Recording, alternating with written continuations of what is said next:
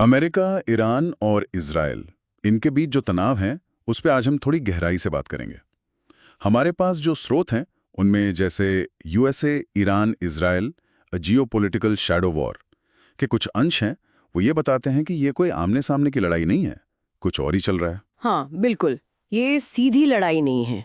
तो चलिए इसे थोड़ा खोलते हैं, समझने की कोशिश करते हैं कि ये जो भू राजनीतिक कश्मकश है इसकी जड़ें कहाँ हैं, कौन है मुख्य खिलाड़ी, उनके इरादे क्या हैं, और सबसे अहम, ये सब एक खुली जंग क्यों नहीं बन जाता। शुरुआत यहीं से करते हैं। इसे पारंपरिक युद्ध से अलग क्यों माना जाता है? स्रोत क्या कहते हैं इस बारे में? बिल्कुल, स्रोत इसे साफ तौर पर पारंपरिक युद्ध नहीं मानते। मतलब ये वो लड़ाई नहीं है जो सीधे मैदान में दो देशों की सेनाओं के बीच लड़ी जाए। अच्छा। ये विचारधारा का संघर्ष है। इसमें क्षेत्रीय दबदबे की होड़ है, सुरक्षा की चिंताएं हैं, फिर ईरान की वो परमाणु महत्वाकांक्षाएं और हाँ, प्रॉक्सी गुटों का इस्तेमाल, ये सब मिलकर इसे बहुत पेचीदा बना देते हैं। और इसी पहेली का एक अहम हिस्सा है अमेरिका और इजराइल का करीबी गठजोड़। मतलब सैन्य सहयोग, खुफिया जानकारी साझा करना, राजनीतिक तालमेल, ये सब शामिल हैं इसमें। बिल्कुल, वो एक बहुत बड़ा फैक्टर है। और दूसरी तरफ है 1979 की ईरानी क्रांति। उस क्रांति के बाद ईरान न सिर्फ वैचारिक बल्कि राजनीतिक तौर पर भी अमेरिका और इजराइल का विरोधी बन गया। एकदम। एक तरह से कहें तो पश्चिमी और इजराइल विरोधी रुख अपना लिया उन्होंने। अगर ईरान के नजरिए से देखें तो स्रोत बताते हैं कि वो मध्य पूर्व में कई हथियारबंद प्रॉक्सी समूहों को सपोर्ट करते हैं। जैसे लेबनान में हिजबुल्लाह है। हाँ, हिजबुल्लाह, गाजा में हमास और फिलिस्तीनी इस्लामिक जिहाद भी। और इराक में शिया मिलिशिया, यमन में हूती। ये लिस्ट काफी लंबी है। जी। और ईरान इसे कहता है प्रतिरोध। मतलब इजराइल और पश्चिमी दखल के खिलाफ एक तरह का रेजिस्टेंस। हाँ, और श्रुत इस पर जोर देते हैं कि ईरान के लिए ये प्रॉक्सी सिर्फ हमले करने के लिए नहीं है, ये क्षेत्रीय शक्ति संतुलन को अपने पक्ष में करने का एक अहम जरिया है। हाँ, और जैसा कि स्रोत बताते हैं, उनके घोषित लक्ष्य क्या हैं? इस्लामी क्रांति के विचारों का प्रसार करना और अमेरिका व इजराइल का खुलकर विरोध करना। वहीं दूसरी तरफ इजराइल है। इजराइल के लिए, जैसा उनके नेता बार बार कहते भी हैं, ईरान एक अस्तित्व का खतरा है। बिल्कुल, एक एग्जिस्टेंशियल थ्रेट। और इसकी वजहें भी साफ हैं। ईरान का इजराइल को मिटाने का आह्वान, इजराइल विरोधी गुटों को हथियार देना और ईरान का परमाणु कार्यक्रम। उन्हें डर है कि ईरान परमाणु बम बना सकता है। और इजराइल ने सिर्फ चिंता नहीं जताई है, उन्होंने जवाब भी दिया है। जैसे सीरिया में ईरानी ठिकानों पर हवाई हमले किए। हाँ, वो खबरें आती रहती हैं। बिल्कुल। और कथित तौर पर ईरानी परमाणु साइटों पर तोड़फोड़ की बातें भी सामने आई हैं। कुछ ईरानी वैज्ञानिकों की हत्याओं के आरोप भी लगे हैं।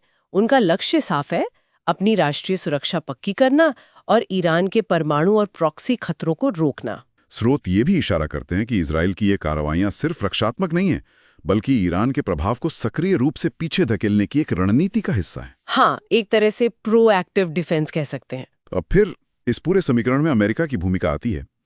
ईरान के साथ अमेरिका के रिश्ते तो लंबे समय से तनावपूर्ण रहे हैं। लंबे समय से 1979 का वो दूतावास बंधक संकट याद ही होगा। हाँ, बिल्कुल।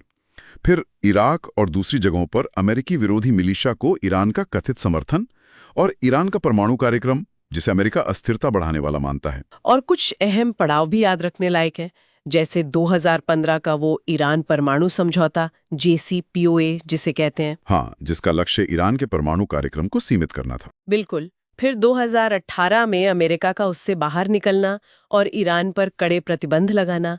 और 2020 में अमेरिका ने ईरानी जनरल कासिम सुलेमानी की हत्या की, जिसके जवाब में ईरान ने भी इराक में अमेरिकी ठिकानों पर मिसाइलें दागी थी। जी हाँ।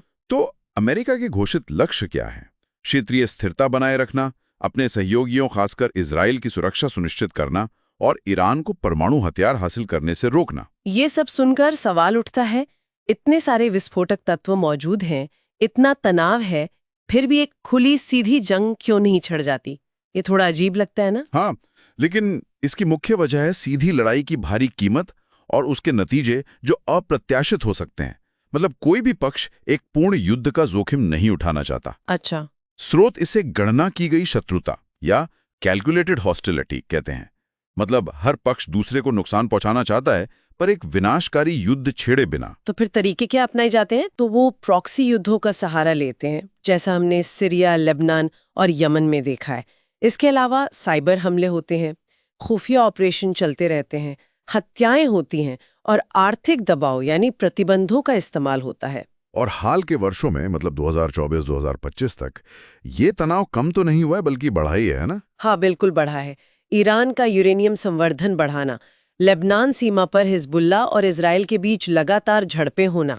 इराक और सीरिया में अमेरिकी सैनिकों पर ईरान समर्थित मिलिशिया के हमले। जी, और ईरानी ठिकानों पर कथित इजरायली हमले, ये सब इसी बढ़ते तनाव का हिस्सा है।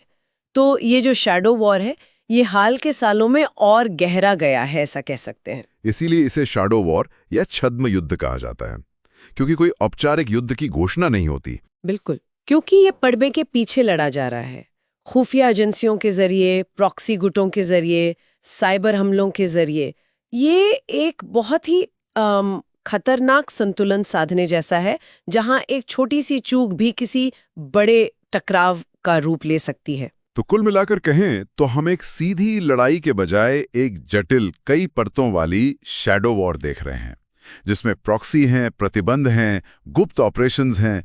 ये आमने सामने की जंग नहीं बल्कि एक अलग तरह की लगातार चलती रहने वाली कशमकश है। हाँ, और यहाँ दिलचस्प बात यही है कि हर पक्ष पूर्ण पैमाने पर संघर्ष के जो विनाशकारी परिणाम हो सकते हैं, उनसे बचते हुए अपने लक्ष्यों को आगे बढ़ाने और दूसरे को रोकने की लगातार कोशिश कर रहा है। और ये एक महत्वपूर्ण सवाल खड़ा करता है जिस पर हमारे श्रोता विचार कर सकते हैं। ये देखते हुए कि सीधी लड़ाई से तो बचा जा रहा है, क्या ये शैडो वॉर अनजाने में किसी बड़ी अनियंत्रित लड़ाई की तरफ बढ़ सकता है? क्या ऐसी कोई आशंका है? ये आशंका तो हमेशा बनी रहती है। और इस बेहद अस्थिर क्षेत्र में स्थायी शांति या स्थिरता की क्या संभावनाएं दिखती हैं?